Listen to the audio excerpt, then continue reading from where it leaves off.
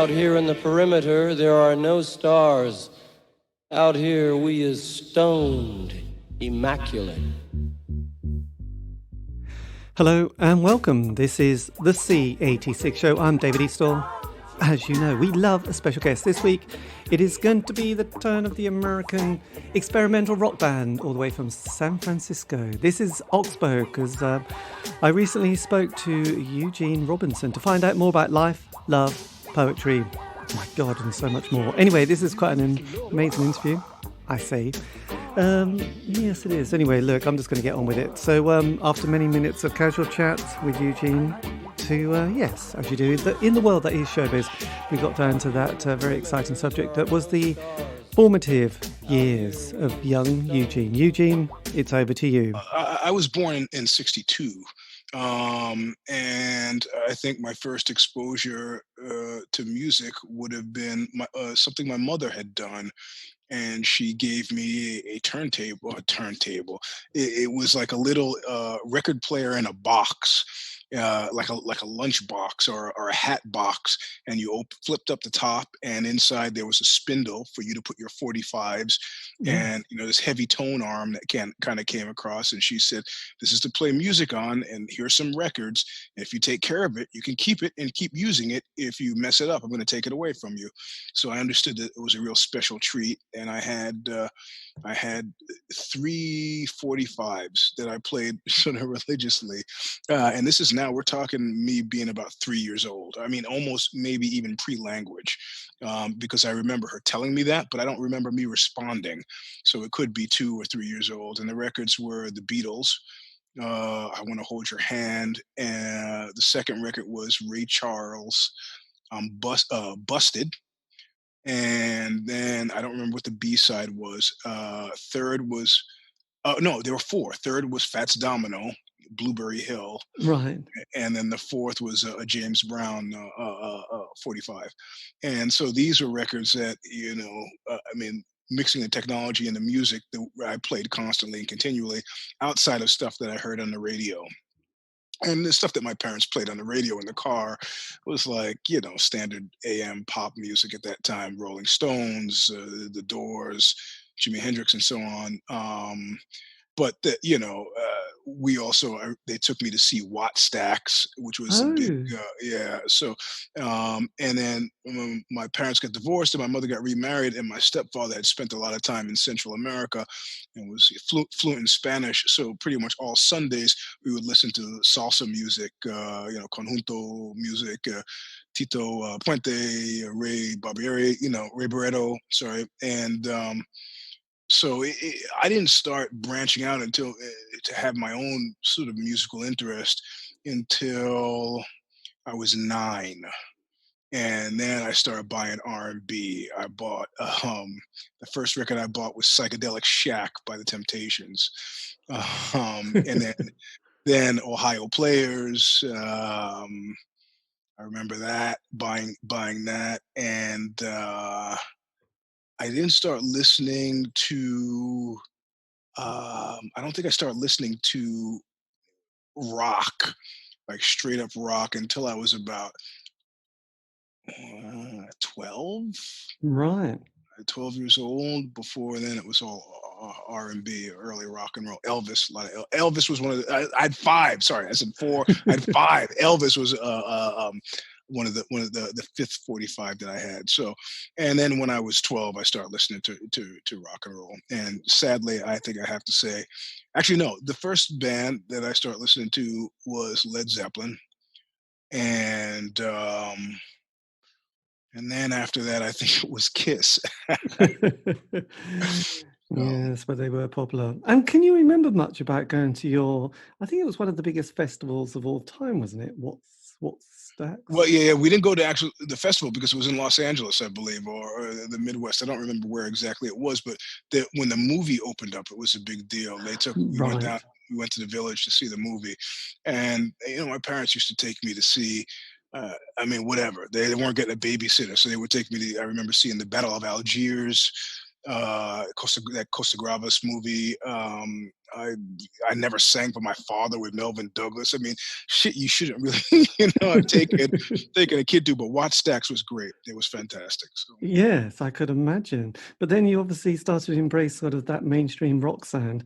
You probably also had Pete Frampton Comes Live in that collection, didn't you? Exactly right. Exactly right. It was very strange years later to I get well. He would. I was when I was editor in chief of EQ magazine, which was a recording magazine. We do these trade shows like NAMM and AES, or there was another one in Frankfurt, which I can't remember the name of now. But for music instrument recording type folks, and seeing him there at the same time was kind of always amusing to me, because all the girls in high school were in love with this guy, and then it was kind of funny watching him trying to as an older man, having much less success getting sexy with the ladies than I was. It was just an amusing turnaround for me. It's like, that I'm getting you back for suffering when I was 15, Yes, I know. Yes, I actually won that record. I won that record on a radio station giveaway. I won that and a record by War. Why Can't We Be Friends? So Excellent. That's yeah. quite something. So were you on the East Coast then at this stage in your life? I'm born and raised in New York City. So were you becoming aware of that kind of the emergence of that punk scene? For sure. For sure. The Stooges, and then you had the New York Dolls, and then you had CBGB. So was that scene all something that you became sort of like, oh look, they don't look like Pete Frampton at all? Oh yeah. No, I was there immediately. I think my stepfather was a journalist, and he had brought home a record to review. And this is 1977, because I was kind of a depressive teen that he thought would be sort of funny for me to have, by Eddie and the Hot Rods, called Teenage Depression, with a kid on the cover with a gun pointed to his head. But even in advance of that, the Ramones were at CB's, and you were hearing on the news about this thing called punk rock. And I'd started to go to high school in Lower Manhattan, over on 15th Street, in 1976. And I had friends who were like, we got to go over to this place. We got to go. And so I remember seeing the Ramones, his brother's band. One of the guys in Ramones, his brother was in that band called the Rattlers. David Windorf from Monster Magnet, his first band was Shrapnel. And then a lot of the no wave stuff I found myself super attracted to, James Chance and so on. So I was going to CB's, Max's Kansas City, easily by 77. Yes. The only person I missed seeing that I had really wanted to see was Patti Smith. But a huge Johnny Thunders fan at that point. And keep in mind, I mean, a lot of this was not for me, like, there was no internet then, right? So the deal was, if you were hanging out on the Lower East Side or the East Village, you would see these people, and then you would say, oh, who's that guy?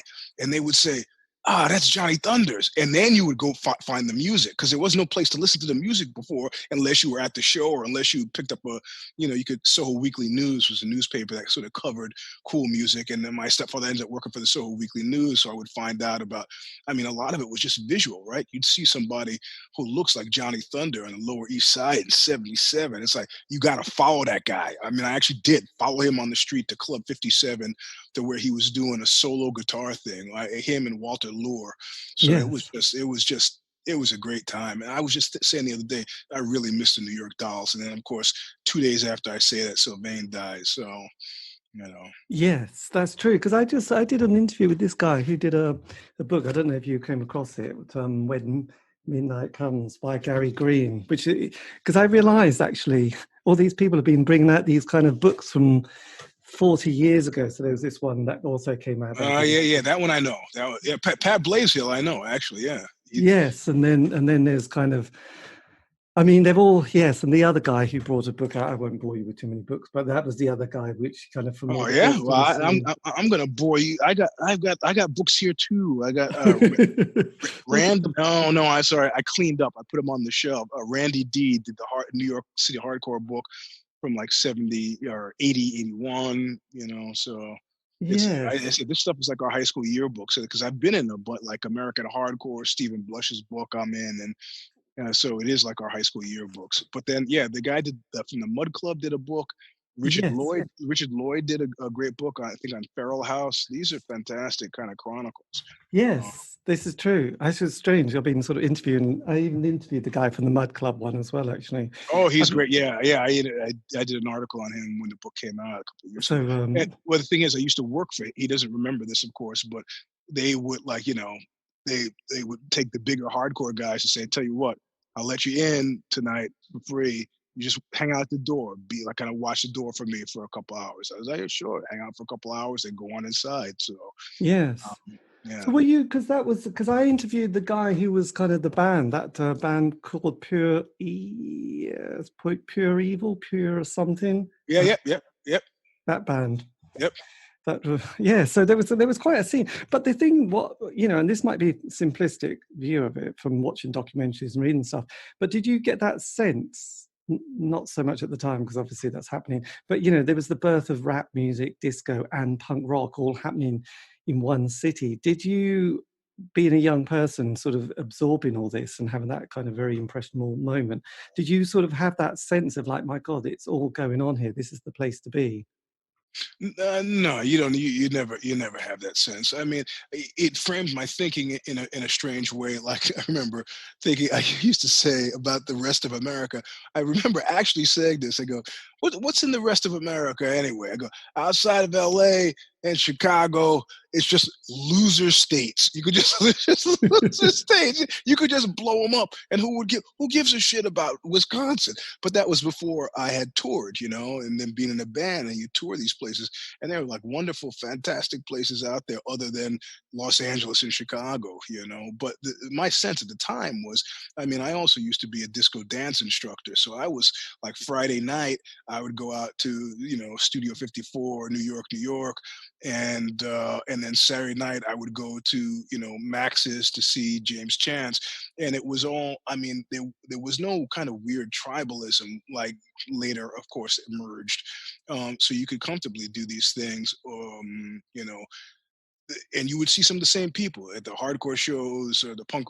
Keep in mind, '77 there was no hardcore, so it would be punk rock shows, new wave shows, disco shows, and then the hip hop stuff hadn't started to filter. I wasn't aware of hip hop stuff until actually I was aware of hip hop stuff that same year, and it's because I ended up working with a guy who had one of the first big hip hop hits.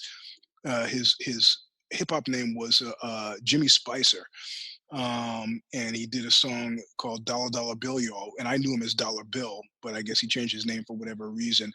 And I remember working with him for the summer and coming back, and he was from the Bronx, I was from Brooklyn, and telling my friends in Flatbush, "Oh man, there's this crazy thing, and we got a record and we got turntables in one of my friends' basements, and we started doing this stuff, and it was kind of amusing. We didn't really think that we had any talent to go any further with it, so we didn't, but I don't think I went into a hip hop show until the '80s. I mean, it was going on at the same time, but between punk rock and then when hardcore hit, I was completely enveloped. Disco. Yes. I stopped going to discos probably around '79, but at that point, I'd already started going. I think saw Black Flag was the first hardcore band that I'd actually saw live, and then Yeah. it was all over for So were me. you aware, because I did quite a few interviews with people, there's these kind of British kids from Essex, England. They were sort of into rockabilly, and they suddenly got signed up by a guy called Lee Childers, Black Childers, who took them to New York. They got photographed by people like Robert Mapplethorpe. They hung out with Andy Warhol. And they were into they were called the Rockettes, and they were just these kind of rockabilly kids who just had these great tattoos, amazing hairstyles. And, for about 3-4 years, they never really made much of an album, but they did sort of do quite a bit of touring, and they were a bit on the scene at that time. So, I remember them. yes. I love that style as well. There's a guy years later, of course, his band. He was in a band called Buzz and the Flyers, and he was one of the first. There weren't a lot of whole hell of a lot of black folks on the scene, but I remember walking across right by Trash and Vaudeville, which apparently is where he worked, where you could get all your cool punk rock clothes down in St. Mark Street. I remember walking across the street, like I don't know where I was going. I was maybe going to Ray's Pizza, and I, just being in my head focused, and I looked up, and it was like one of those like Dante, Beatrice moments where you just look at somebody and Buzz was there and he had this perfect pompadour and this like electric blue suit and these creepers. And I go, I would hope to eat for a small fraction of my life, be able to live it with the same style this guy seems to have 24 hours a day, right? So he was in Buzz and the Flyers. And that was a big rockabilly scene in New York at the time, right? The Stray Cats, who became huge, of course, at Buzz and the Flyers. And I was into that as well. And Buzz, of course, at a certain point left, went to London and started that band, the Joe Boxers. And then they had one huge hit, or two huge hits. Just Got Lucky. And then he came back, and now he's in LA he's a fairly significant acting teacher in LA. But through the miracle of Facebook, I was like, oh shit, this is Buzz. Buzz is here. And so I wrote him and I told him about this moment crossing St. Mark's, and it was just like how it actually was sort of emblematic about how I've chosen to live my life post facto. I mean, this is the great thing about sort of social media, is that there's no way I could have actually have told him this, but I could tell him there. And he was like, well, thank you, man. I'll come to see Oxbow play next time you're in LA. So yeah. Yes. Well, it's funny because just around Christmas, I did an interview with a member of the Joe Boxers. And yes, I got the sort of lowdown about how they sort of developed that style, and and they had that great single, but he said, we just had dreadful material to follow it up with, and Yeah. but they were gonna have a one-off show last year, so it was funny, but there was just that one single, and he said we just never had the material. But he kept in the music industry, and has kind of made it his life. This guy, I can't remember his name now, but yes, the Joe Boxers, they were very. Yeah.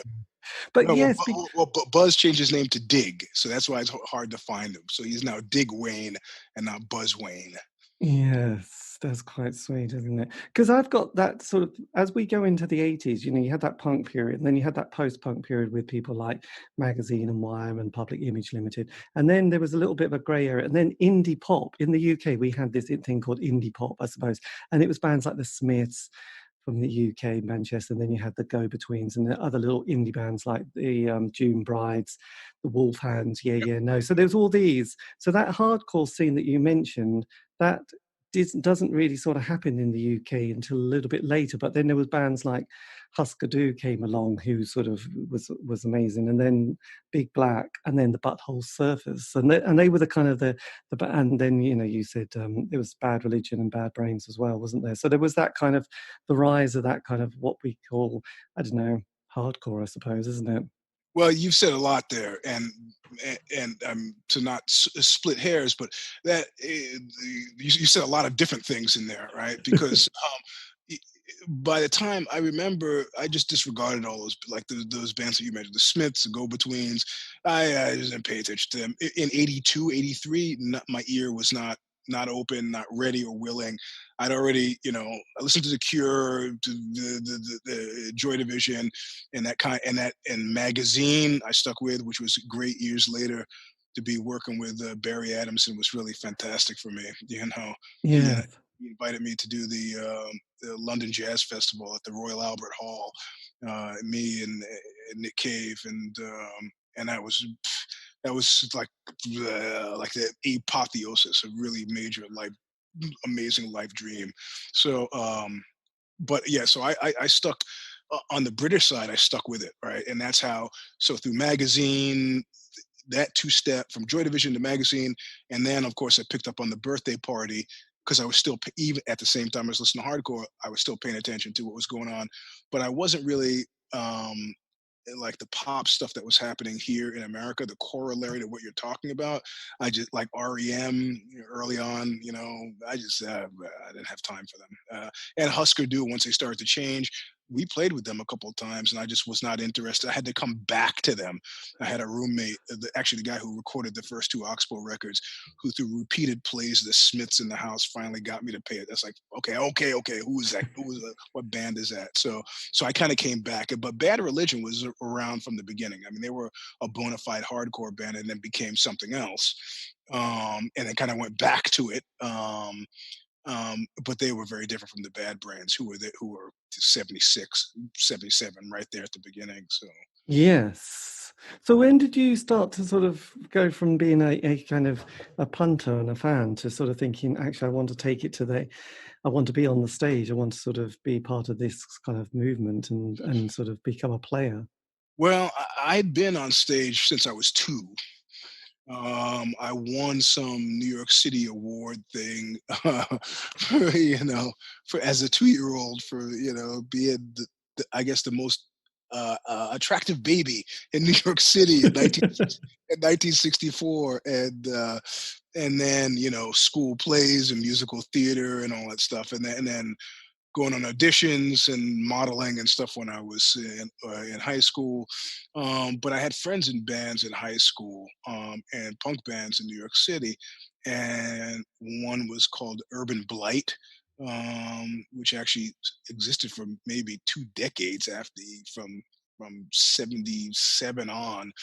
Necron 99, and I had one of my best friends had a polka band, so I kind of was watching them buying vans, going on tour, coming back from the weekend, divvying up money, dealing with other members, rehearsal space. But I never thought about it as something for me until 1980, and then I played sax in a band called Al and the X's, which was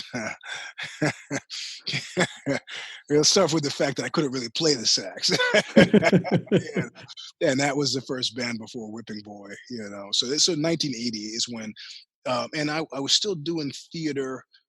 I was still doing theater in 1980. I did Emperor Jones, did that play and did like some David Rabe, some small black box theater kind of actual plays.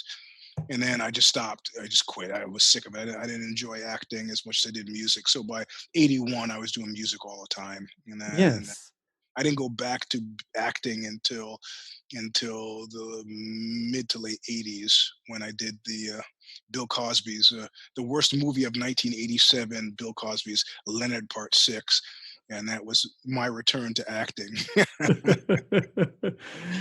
Yes, God, there was that whole the 80s, that whole period actually. So when did Oxbow sort of become a kind of an entity? When did you sort of pull it together? Well, there was weird things started to happen in the late 80s, right? So I got all this money from the Bill Cosby movie, and and I was you're used to demarcating your life in like 4-year segments, right? 4 years of high school, 4 years of Yeah. college, and I kind of had some terrible, like somebody NME described it as, in reviewing Oxbow's first record, as an unspecified disaster. Well, the unspecified disaster was a really, really terrible relationship that had me thinking that, what, I don't need to be alive. I don't need to, I don't need this fucking world. I'm going to kill myself. And but I decided that it was too prosaic to leave a suicide letter, so I was going to make a record. And I lived in the house, like I said, with the guy who recorded. He had a studio up in his room. I lived in the garage. He lived upstairs. And we said, let's record a record. So I laid down some basic beats and then started playing bass for it, but it was going to be painstaking to construct it that way. So I was like, let me see if I can pull Niko in, but I don't want it to be a band where like everybody's got an equal say, because Yes. that wasn't working for me in Whipping Boy toward the end. Very specifically in Whipping Boy toward the end, it was a lot of effort. I understood exactly what I wanted Oxbow to sound like, and I wrote it down. I wrote the lyrics out, and I said, if I bring Niko in, you know, to help with this, then I don't have to deal with. He's helping me. It's not like I'm relying on him to come up with an idea, so we don't have to be at contra loggerheads over this stuff. So he read my notes, read the lyrics, and he said, "Cool. What about this?" And he would come over to the garage, and we would mess around. And because he could actually play instruments, we actually recorded stuff. And then I got my suicide note in the form of the record "Fuckfest." And Just pause on with the review. Did you say it was a review in the NME for the film?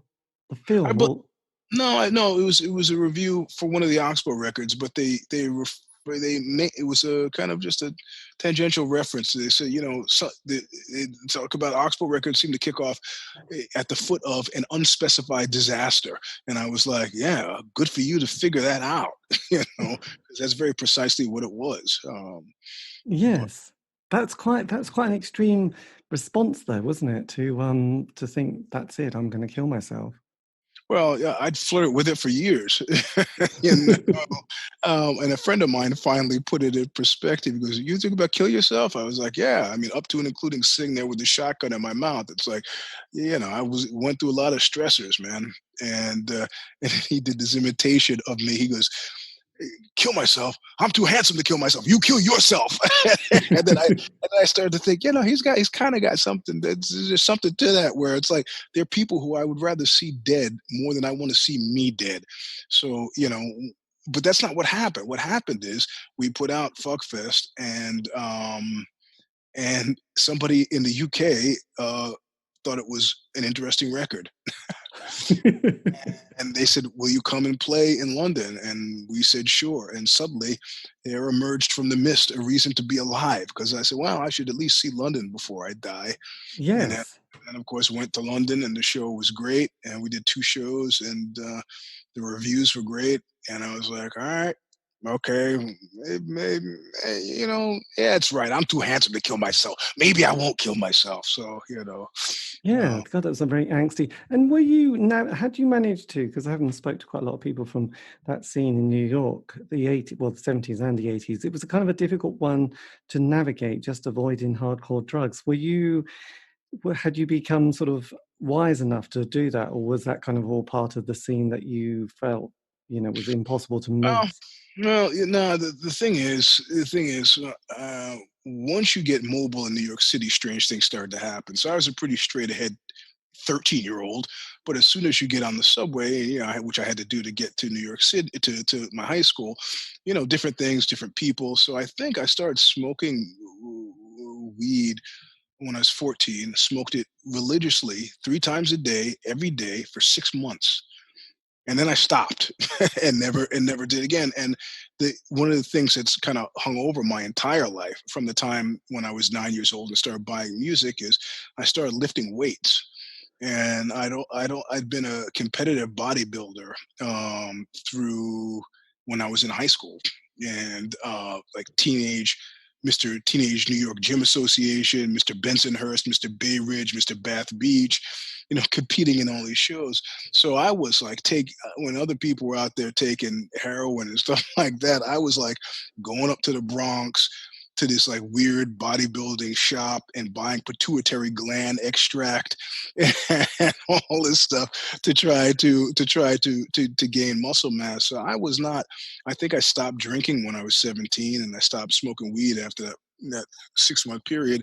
So I was there, but I was kind of a health fanatic at that point. And so I didn't have any serious involvement with drugs until this period that we're talking about with the first Oxbow record, and that came on the cusp of about 3 solid years of taking hallucinogens, hallucinogenics, which I now realize was greatly therapeutic and not likely to make me worse, but indeed, as it had made me better.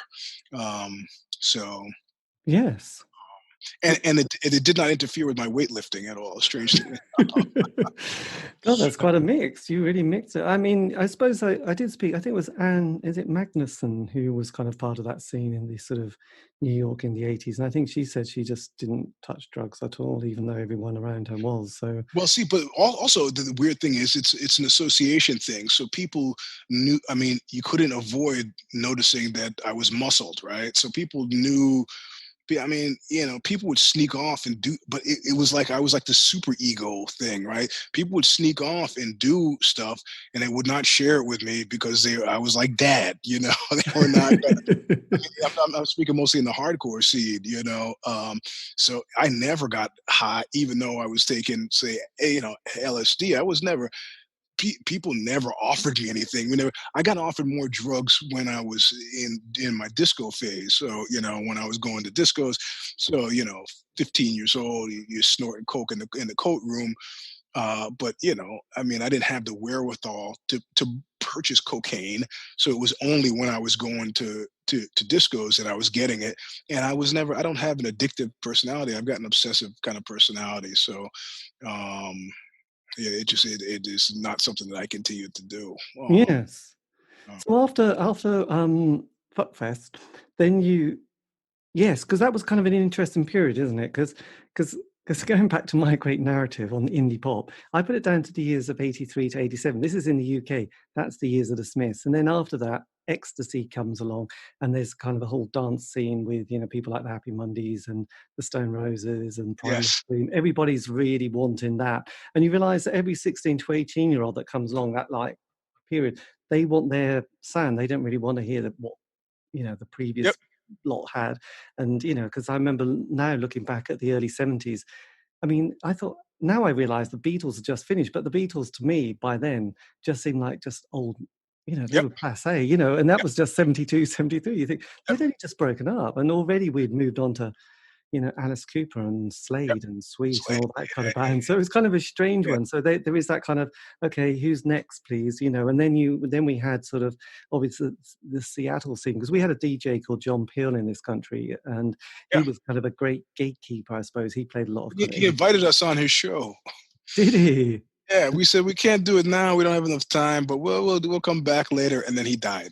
So Oh, yeah, yeah. It's one of my regrets. Another one was playing with Minor Threat at the Olympic Auditorium in L.A. My guitar player at the time, this is the Whipping Boy, my hardcore band, said, "Oh, I'm getting married in a month, and my wife to be just want me to go." I go, "We'll fly you in and fly you back." He goes, "I can't do it. There'll be other shows." And then of course, we'd already played with Minor Threat a bunch, but this would have been in front of 5,000 people at the Olympic in L.A. And of course, they broke up right after that show. So impossible to ever always happen. sort of. So, and then I remember him playing this, Sub Pop 100 compilation, Nirvana, all that kind of stuff. And then, I went to see the Throne Muses and the Pixies, and suddenly grunge comes along. And this is around the time that you have your moment. And then the follow-up album, King of the Jews, comes out as well. So were you thinking, right, we're kind of on the zeitgeist with our sound here? Well, the funny thing is, there's all these like weird connections. Like recently, somebody who's a big Nirvana fan, Kurt Cobain fan, there's a book out with Kurt Cobain's diaries or some such thing, and apparently he had played. Nirvana had played with Whipping Boy, my hardcore band. I don't remember this, and so I'm thinking, as people tried, they sent me the page from his diary, and I'm looking at it. I'm trying to remember, and then I remember before they were Nirvana, they had another name, and I kind of have a vague memory of that. And so those bands were. I mean, the first time we played Seattle, Kim Thayil and Chris Cornell came to us and said, "Hey, man, we want to see you guys play, but we can't get in because we're too young." And I said, "I'll tell you what, we'll make you our roadies if you load our gear in." So they said, "Yeah, okay." So they loaded our gear in, and then we got to the show. So I always thought about when they got on the SST, which later Oxbow ended up on SST. I just ended up thinking about them as kids, So I didn't know anything about the zeitgeist, it was like, oh, these kids, and they were on SST, and they were doing. It was like this next generation cool stuff, and then it became uh, grunge. And then because I've always worked at music magazines myself as a journalist, and then I started getting like mainstream record label promos with Pearl Jam and stuff. I go, something. And then of course, I wasn't. The issue with me is I wasn't tuned into TV, and you can't underestimate the fact that Nirvana, who had existed for many years pre-TV, they were made solely from music videos. I mean, without music videos, you don't have people in Nebraska giving a shit about them, right? So, um, music television, music videos, so the wherewithal to be able to make them really change things. I mean, but then you have bands like the Butthole Surfers. When we played Austin for the first time, we stayed with them, and Gibby gave me a tape, and this is our new record. It was a Brown Reason to Live, and then we listened to it in the van on the way over. And after he got out of the van, I told my guitar player, I was like, "Oh man, this is a great record, but with a name like that, those guys will never make it." So, I mean, it's crazy. And again, it was me with thinking with a record label head or like a media head, but of course, it's totally what worked in their favor. So I wasn't aware of it being that we were part. I mean, Oxbow from Fuckfest to King of the Jews. Keep in mind, was still me dealing with some emotional issues, and I never expected. I mean, again, I expected it to be a lasting testament, but I never expected it to garner any kind of interest. When Kevin Martin from that band God said, "I'm starting a record label. Could you come over? Do you want to be on our label?" And I was like, "Yeah, that's fine." I just thought it was kind of a weird oddity, and and I I I, I mean, if you want to look at King of the Jews, it was really like Fuckfest Part Two. But there was a point at which now we're getting into Let Me Be a Woman, where I had to decide, this seems to be gaining some purchase. I'm clearly not going to kill myself now. What do we do now? And that was I can't remember the exact year. Maybe now we're in 91. And it was okay because we had the two Oxbow records as a template. So I didn't ever see what we're doing as part of any. I would read the reviews, and I would see them struggle to kind of compare us to the Butthole Surfers or Jesus Lizard, or occasionally there was some mention of maybe, I don't know, neurosis, but I didn't hear any of that in our music because it was so deeply ensconced in this kind of trauma that trauma is a strong word to use now because I'm 58. I can go, oh, I was being a silly 20 something year old, but at the time it was enough for me to be sitting around in my trailer with a shotgun in my mouth. So it was significant for me. So we just kept doing like Chuck Berry said. A friend of mine went to play with Chuck Berry once, and he says to Chuck Berry at the beginning of the set, he goes, "What are we playing?" And Chuck Berry just kind of looks at him and goes, "Chuck Berry songs." That's it. That's it. You don't get a set list. They're just Chuck Berry songs. Know the set list. So at that point, we were just doing Oxbow songs. We didn't really. I mean, we played with weird bands. We played with Tom Waits's band, Orange Symphonette, but we also played with King Diamond. We were playing with wildly different bands and types of music. It just seemed to be like Oxbow was Oxbow. Yes, absolutely. So by the third album, were you still feeling, trauma in the trauma No, it was a different thing. What was starting to happen? The third record, by the third record, you realize, of course, Steve Albini had found us, right? And he had sent me a postcard, and I wasn't sure whether he was mocking me or what, So I said, well, let me give this guy a call, and I was very tentative. And then I find out later, because we put out this book, special edition for a Thin Black Duke, called The Thin Black Book. And so he wrote about how he discovered Oxbow, and he was in a record store and he saw Fuckfest, and he goes with a great cover, and he said, "What is this?" And the guy in the record store said, "Oh, it's the guy from Whipping Boy." And he was like, "Man, I don't want any more hardcore." He just threw it back in the bin. But then he happened to hear it on the radio, and he waited for them to announce who it was. And then he was really, oh, wow, that's the Oxbow. So he went back to the record store, bought the record, and then bought King of the Jews. And he said, "I need to talk to these guys." And so then I just said, "Well, great, thanks for the postcard. That's really cool. Would you record us?" He was like, "Yes." I mean, I guess that's why he sent the letter. So he did.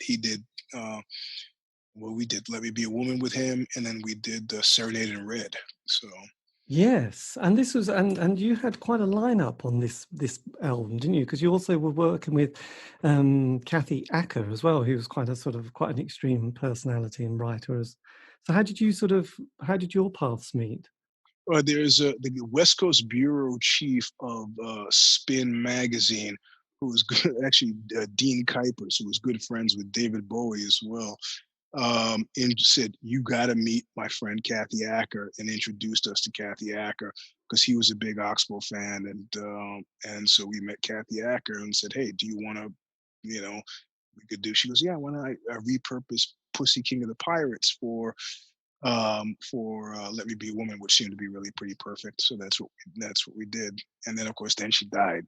So yeah, it's yeah, there seems to be an awful constancy. The only Marianne Faithfull, who worked with us on Serenade in Red, she did not die. She's still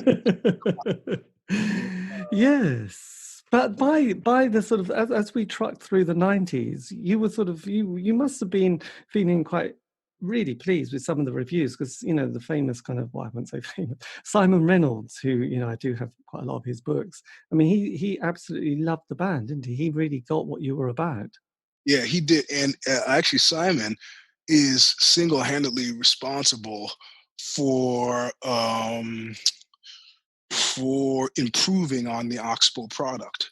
And I'll tell you why. That first show that we played at the Union Tavern, which Kevin had put together, that we flew over to do right after Fuckfest had come out in the UK, he talked about some of my stage affectations that were a holdover from Whipping Boy, right? Keep in mind, Oxbow's first show was actually Whipping Boy's last show. And I hadn't really figured out how it was that Oxbow, Oxbow made total sense behind a microphone in the studio to me, but I hadn't really figured out how to make sense of Oxbow on stage separate from what I had already been doing with Whipping Boy. So the show that he saw in London was fundamentally a Whipping Boy show, and he talked about he talked about elements of the show that were kind of fishbone-esque, and I don't know that he used that word, but there's a phrase that he used that stuck with me, and it was ham theatricality. And he was like, these guys doing really great stuff. He found that the ham theatricality distancing, and I realized that these were defensive mechanisms that I had developed from years of playing hardcore, where I was trying to play different hardcore in front of hardcore audiences that were not 100% receptive, so that you do this other thing. And then so after that, after reading that, I went back and said, how do I get Oxbow to be wholly and fully me? And I just thought, I got to insist on it. I can't. It's like there's got to be a firm line in the sand. If you don't like it, you can leave, but this is what it is. In other words, the show that you do is a show that you do. It's not. You got to resist the temptation of standing behind a microphone and pleasing the people on the other side of the microphone. Just get rid of that, and I did. I wish I could remember my first show after that, but I think it was a mad affair. Because what they were dealing with was essentially, at that point, probably 10 years of me trying to seek an equilibrium between this side of the mic and that side of the mic. And that show where I realized I can't ever do that again was like, there's no other side of the mic. There's just this side of the mic. And at that point, it was like an explosion. And Oxbow became kind of, from a stage perspective, what it is now. Yes, absolutely. And how were you sort of navigating? Because most bands, have a sort of a 5-year narrative, they get together, have that honeymoon period. Then, in this country, they get picked up by the John Peel show or the NME. Then they have that first album, things going well. Second album, not so good, or tricky. It's like, there's certain things that start to happen. And then, and in the UK, if any bands ever come to America, they always sort of come back and break up. So, but you were sort of, obviously longevity was kind of happening with the band at the moment, keeping it together, which is, I hadn't appreciated as a fan how difficult that is, because mostly, there's the complete lack of money, personality problems, not the greatest management. People hadn't sat down to begin with and said, should we just have a proper conversation about everything here? It just never happens, does it? Until it's a little bit too like, there's too much to deal with. Well, kind of how Oxbow started was super helpful. And the idea at that point was we stopped thinking about, we no longer had careerist notions about what we were doing. I think we really started to appreciate that what we're doing was being musical artists, right? So whether or not somebody buys a Picasso painting and not, Picasso's got to paint that painting, right? So this idea of, well, I remember Turbo Negro got a big deal with Levi's, $250,000 from Levi's. Maybe we could get a $250,000 deal with Levi's. And I did actually contact Levi's and say, hey, what about us? And the guy who got Turbo Negro that deal said, oh man, I wish you contacted me sooner. This is my last day here. So, but that be it as it may, we stopped thinking about the business ramifications for what we're doing. Again, from the very beginning, nobody made their living off of Oxbow. So, we figured some people like golf, some people like, tennis, whatever, what they want to do with their spare time. This is what we chose to do. And so there were no careers notions. So it wasn't like the gauge would never be, man, our record's going nowhere. Well, maybe, I mean, we didn't have a label for Let Me Be a Woman until a label came around. And I remember Albini saying, records that are orphans often stay orphans. And so, yeah, we ended up finding a label for that. But it was just, I mean, for me personally, I was pursuing a storyline that if now I can see, and now that we're recording Love's Holiday, which is the newest Oxbow record, I can see from Fuckfest to Thin Black Duke is a whole story cycle. And as it takes up about 25 years of my life, it makes complete sense. If I were the kind of person to leave a diary, you could take that diary from Fuckfest and go to Thin Black Duke and go, oh, you could reconstruct 25 years of my life. At this point, over half of my life. So, I think that, and at a certain point, the music has changed enough that you realize, one, you're not going to find musicians that can play as well as the guys that you're playing with. Two, they completely understand, like the Chuck Berry thing, they completely understand the Oxbow songs, right? It's not, you don't have to. And then thirdly, we kind of got to a point where we've fully embraced the idea that this is Oxbow. And if anybody were to leave, that's the end of Oxbow. It's like, Right. we meet at a factory, we produce something in this factory, we leave the factory, and when we stop coming to that factory, that thing that was produced in that factory will no longer exist. But it's still pleasing to us, and I can't imagine it being more pleasing with other people. So it's really sort of a healthy marriage. And I'm not saying that you've got difficult, very strong personalities. I remember being at the gym maybe 6 months before Thin Black Duke had come out and threatening to quit. I said, if this hasn't changed by the time I get home from this gym, understand that I will no longer be an Oxbow. So I don't like to do stuff like that, but I was, we were all just, poured everything into Thin Black Duke, and we were starting to fray around the edges. But none of us have had drug problems. Only a few of us have been divorced and then subsequently remarried. So we've been pretty stable personalities as a unit. Yes, at the very least. absolutely. You're a constant. So then, because there was one other artist that I've met who, when they started playing music and making music, she sort of thought, well, this is brilliant. And she's managed to do it all her life, but she realized it was never going to make any money. So she kept a career. So she's a lecturer by day, 5 days a week, and then does music in the evenings and the weekends. And it has been incredibly successful. So did you, Who is she? Amelia Fletcher? Okay, I She don't was know. she was a woman who was in lots of these kind of there's a sort of a label called Sarah Records, which is a little bit sort of I suppose quite acoustic-y, and people sort of were a bit dismissive at the time. Now everyone loves Sarah Records, but she's Amelia Fletcher, and so she's been in lots of bands, and they're still making music, and she's always had that very definite, this is great, but I can't see how I'm going to be able to be able to feed myself doing it. Well, So the funny thing that you said before was that, you talk about British bands will come to America, then they'll come back and they'll break up. America will destroy you. It was the fact that we weren't relying on America to survive, and we were taken seriously in the UK, and we were taken seriously, on the continent in Europe. So if it had been the other way, America is just so big, and the drugs are too good, the food is too good, or at least plentiful. It's just too many distractions. And then, you show up, and still, I mean, we can play in America now just because it serves as such a comical counterpoint to to when we play in Europe. Like, in fact, there was a guy who had seen us play at Villette Sonique in Paris, right? So we play 6,000 people, and this guy says, "I'm moving to San Francisco. I'd like to hang out." I go, "Fine, call us when you get there." So he comes to see us play. He sees it play at Villette Sonique, 6,000 people, and then a month later, he comes to see us at this leather bar uh, in San Francisco, and there are like 40 people there, and he's like, he comes up and he just doesn't understand, and I just look at him and I can see what he's dealing with, and I go, "It's America, man. It's America."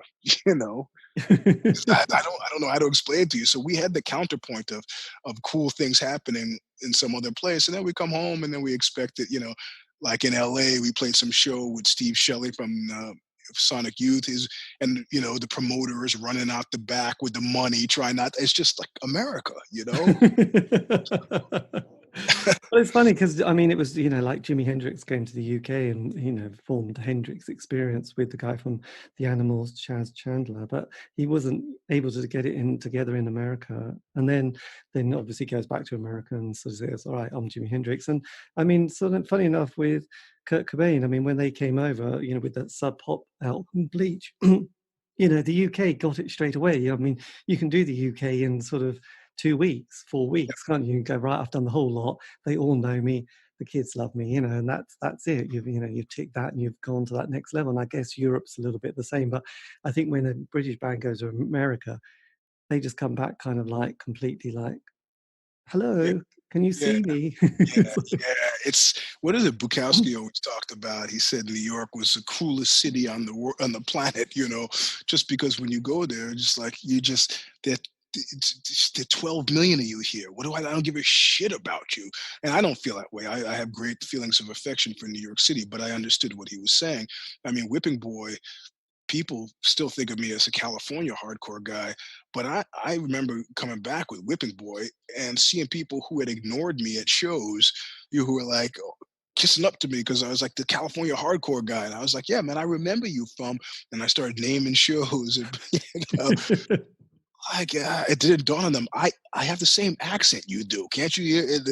I'm a New Yorker. I just went to California, formed this band, and went back, and then got this respect that I never would have gotten if I had stayed. It's just, Yes, this is very tricky. So then were you able to sort of have a day job and sort of do all your other projects to sort of, I suppose, not rely on the music to sort of pay your always, rent? always, always, always. I mean, I studied media, communications, and journalism, right? So I got my first job. I graduated from college in 84, 85, and my first job in 87. I mean, I was already in Whipping Boy then. And, but the funny thing is, I could do this kind of Clark Kent, this double life, because the internet hadn't existed, you know. I remember interviewing for some job at Syntex, which has got absorbed by Ciba Geigy, this big Swiss pharma company, and it was for editor in chief of their corporate publication or some such thing. And I aced the interview, and I'm leaving the building. I'm there in a suit, and I got a briefcase. And as I leave the building, I hear the words that you never ever want to hear. And the guy's like, "Whoa, what are you doing here?" And I'm like, "God damn it."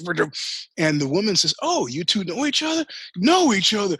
You should see this guy on stage." And I was like, She's like, "You in a band?" I was like, "Well, in college, I used to be in a band, and I didn't get the job, There was some fucking lunatic. But now with the internet, it's getting harder to get jobs. I almost didn't get the job at EQ magazine, and it was a music magazine because they had looked online after they had given me the job, but before it started, they had looked online and seen clips from that first documentary they made about Oxbow, Music for Adults, where when I'm in Bradford, choking the guy on the stage.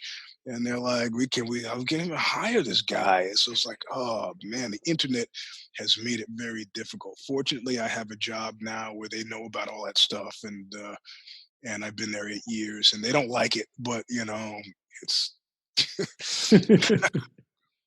Yes, absolutely. And so you've just, the previous album that came out, it was 2017, you said. like, So have you got a new album that's coming out either this year or next year?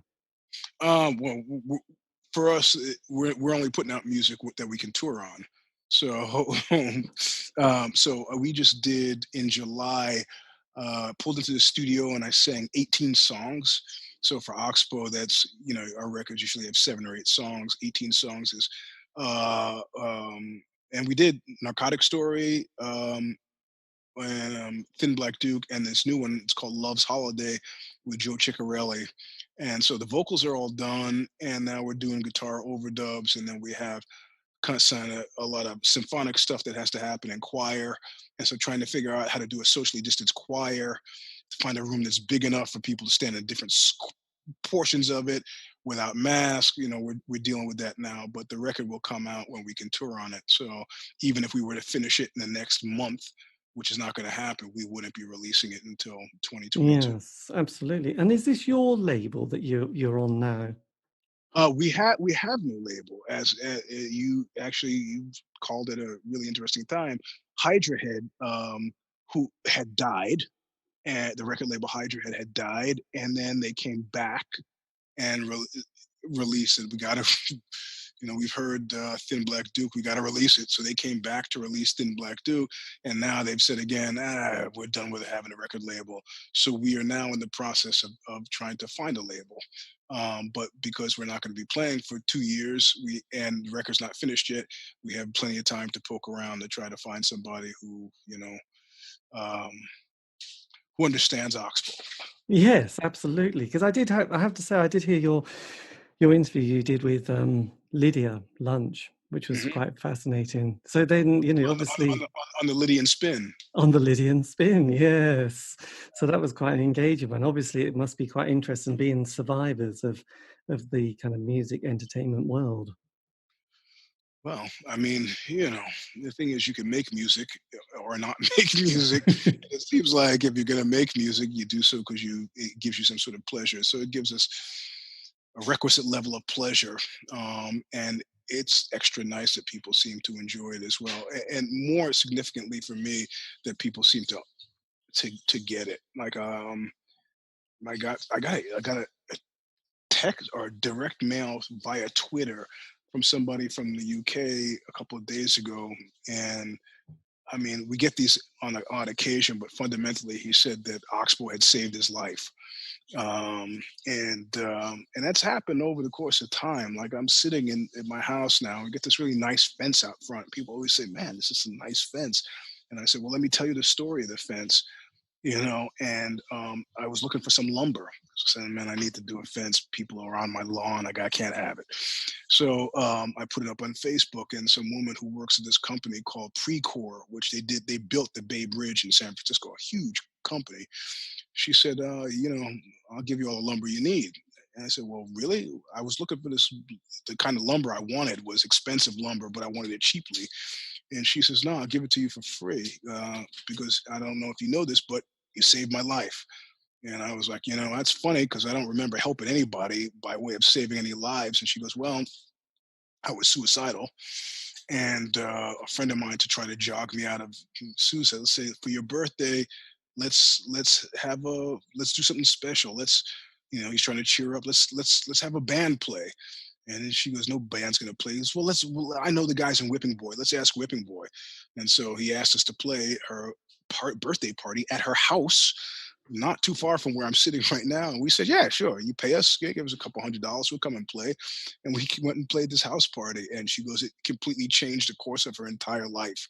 And she could pay us back by just giving me the lumber. That would be cool. So that's what happened. Weird stuff happens and kind of justifies it. Jeezy, greasy, that's amazing. And when you and do you look back at your younger self and find it quite amazing that you've managed to survive and that you've sort of got yourself in the position you are now? Yes. Well, yes and no.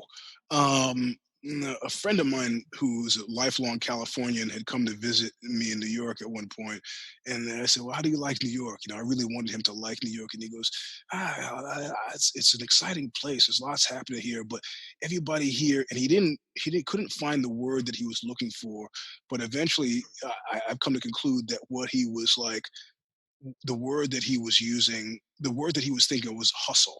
Everybody's got the hustle going, and I've always had that in my blood. And if I of course, your insight is maybe not that great with yourself.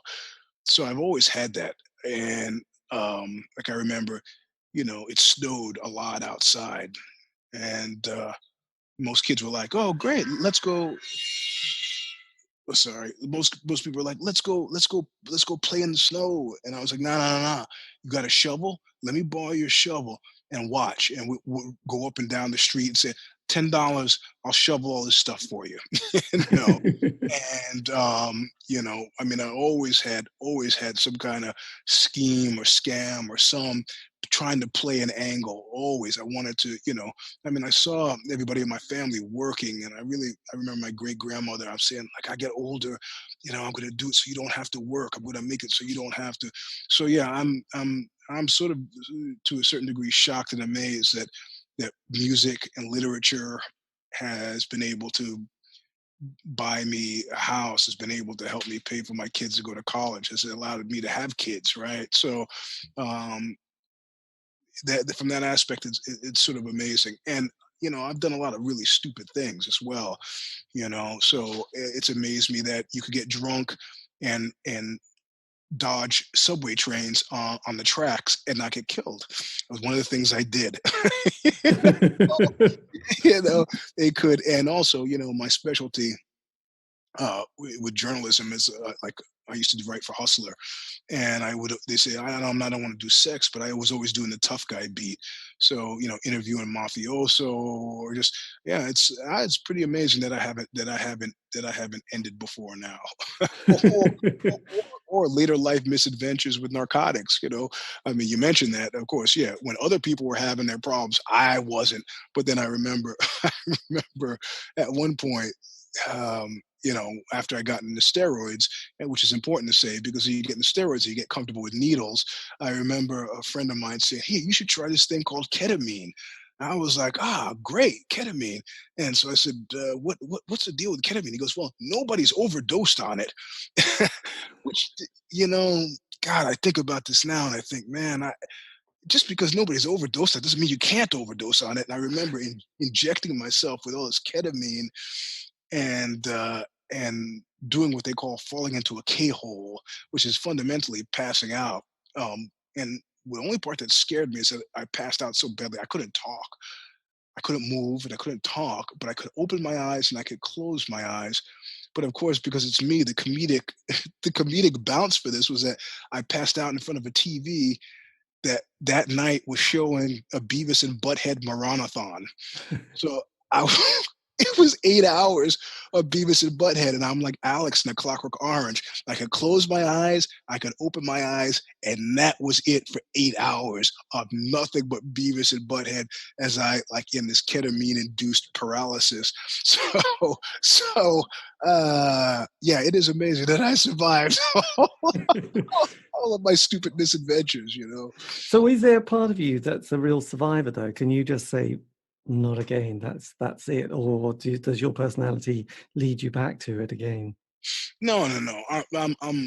There are a couple of aspects that make surviving um, not a possibility, not just a probability, but a very definite possibility. And that said, I'm a paranoid. I don't want to. There's some great hip hop song where the guy's like. Who's it? I think it might be Ludacris, where he's like, you think that if you're thinking that you're gonna catch me unawares, that's not gonna happen. In other words, the stupid stuff once is enough for me. with stupid stuff, right? So, or like Dylan says, you got to pay to keep from going through all these things twice, right? I'm not making the same mistake often. So, Yes. So does that mean that you're still doing bodybuilding and keeping incredibly fit? I'm keeping incredibly fit. I'm obsessed. If you follow the book that I published, Fight Everything You Want to Know About Ass Kicking, but afraid to get your ass kicked for asking, on HarperCollins. I got obsessed with Brazilian Jiu-Jitsu and mixed martial arts. So I've been fighting competitively now for about 25 years. So Flipping hell. That is quite hardcore, isn't it? That is keeping fit. That is yeah, very yeah. good. I mean, I've said before, like the only reason I'm in shape enough to do Oxbow is because I'm in shape enough to compete with Brazilian Jiu-Jitsu. Or I haven't done MMA in about 10 years, and it's only because I realized, at the age of 48, I don't have an MMA career in front of me, so I want to get good at something. So let me focus on one thing. What do I want to focus on? Well, Brazilian Jiu-Jitsu. So I'm actually a world champ in Brazilian Jiu-Jitsu. I've competed a whole bunch Flipping hell. That's and got a bunch of gold medals here. So, but then the shutdown has sort of fucked up my plan. I've not been able to train with Brazilian Jiu-Jitsu because you have to do it with other people since February of last year. But I'm hoping with the vaccine and so forth that I can start again this year sometime. Yes. So look, just last question. I mean, if you could have said something to a 16 or 18-year-old self that you could have just kind of whispered to, I just wondered if there was something you think actually just this little bit of advice as you know. Yeah, I think the one thing I would have said to my young self is work harder. It I mean the amount of people like say now, like, hey man, how do you do all this stuff now? And I go, well, I don't really sleep that much, I mean, now I've kind of eased up and I'm sleeping maybe more normally and relatively speaking. But man, when I was 16, there was just a lot of I wasn't using my time efficiently. I mean, if you think about say Serenade in Red, that was a year that not only did I write A Long Slow Screw, the novel, but I also was in did some work with Gus Van Sant, some TV commercials and some independent film work. And I wrote all the lyrics to Serenade in Red and recorded the record. And I mean, it was just like boom, boom, boom, boom, boom. And I think I put out Fear, Power, God, that spoken word compilation with, Anton LaVey and Charles Manson and Lydia Lunch and Allen Ginsberg on it. So it was just like, there's no, this you need to be more productive. That's exactly what I would have told. Yeah, bodybuilding is fine at 16, but you got to get this other stuff cracking. Time's wasting. That's what I would have told my 16-year-old self. So yes, and yes, and I probably would have gone to law school. Yes, absolutely. Did you say Charles Manson? You sort of Yes, yeah. our longtime friendship for the departed Charles Manson. Yeah. Yeah, he. I wrote him, I think, in '83 or '84, and we had a correspondence. And then I ended up putting him on Fear, Power, God, which was this spoken word compilation, one of the first spoken word compilations that Henry Rollins, Allen Ginsberg, Lawrence Ferlinghetti, Lydia Lunch, Anton LaVey from the Church of Satan, Manson, and a few others. yes. That did. It was 86, 87, I think that came out. So And how did you find Charles? He's such a character. Disappointing is maybe a good word. He had a hustle. I did.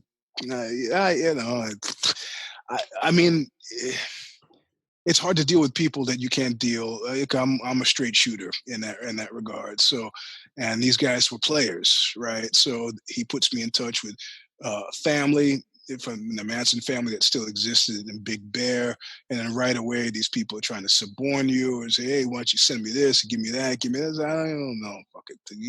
You're dealing with a New Yorker, and then it ended up badly with them threatening me and me saying, "Oh, you're threatening me." here's my schedule and here's my address. And you want to show up anytime, you're welcome to show up anytime.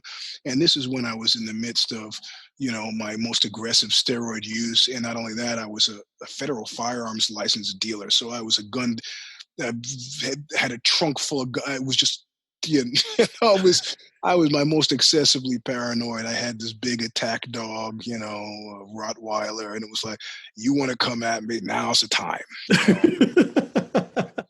That's our association ended up badly. So, and did you? That's a great one. Did you? I regretted that, actually, though, because as tough as you think you are, you can't watch over everything, right? Like, I can't see my car from where I'm sitting now. There could be people out there cutting my brake lines. I don't know, So as tough as you want to be, you can always be gotten to. That's a lesson. If anything you learn from the Manson family, that should be one of them. Yes, absolutely. And did you, just lastly, did you keep the turntable that you were given? No, my mom is not she's not a hoarder. I really wished that I had that and my Lionel train set. I understand the Lionel train set has kept its value, but these are things I had when I was 2 or 3 that I really wished I had. The 7 inches, the 45s were, I may have those. I may still have those. So. Fantastic. That's amazing. God, I love that. Yes. Well, look, thank you. And this has been amazing. Thank you for your time. And when I put it out, I can always send you a link and then you can always use it elsewhere. Yep. But God, looking forward to hearing your new material. It's next year, isn't it? Phenomenally different. And I mean, excuse me, people who are ready who understand Oxbow will understand everything that means, but I just, if you're in, you're in. And if you're not, then you should listen to other stuff. But I very definitely wanted to spend a lot of time telling these guys, we either have to do this thing this way in a different way or stop making music. Cause I don't want to, there's certain words I no longer want to see in Oxbow reviews. And because it doesn't really coordinate with how I feel. And this record is a pretty accurate indication of how I feel now.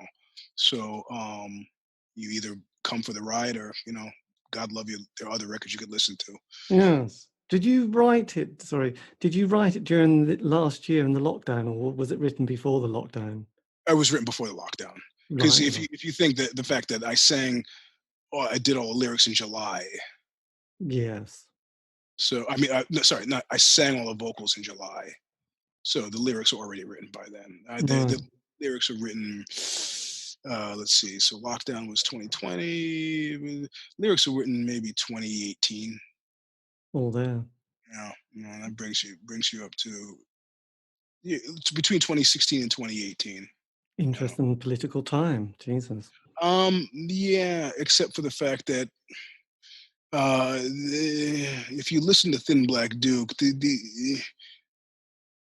if you're thinking about it from a point of view of the diary thing, it would have to pick up the lyric writing for this would probably pick up around 2012, 2013, when there were starting to be major changes in my life, and that's when I kind of started to head into having my first and only divorce. So it's probably hence the name Love's Holiday. It's probably, if you wanted to try to make a one-to-one correlation, you might do it there. But straight there, yes. Jesus Christ. Anyway, it's amazing. Look, well, thank you ever so much for your time, and I'll keep in touch. But take care of yourself and have a nice day. You too. See you, David. Bye-bye. See you later. Bye-bye. And that is Showbiz. No, that's the end of the interview. That was Eugene Robinson from the band Oxbow. If you want to know any more information, just go to their website. Lots of W's then theoxbow.com, or just Google Oxbow Eugene Robinson. It's all there. Anyway, this is the C86 Show. I'm David Eastaugh. If you want to contact me, you can. Facebook, Twitter, Instagram, just do C86 Show. Also, all these have been archived. You can find those on Spotify, iTunes, Podbean. Check them out. They are amazing. Well, they'll send you to sleep. Thank you. Goodbye.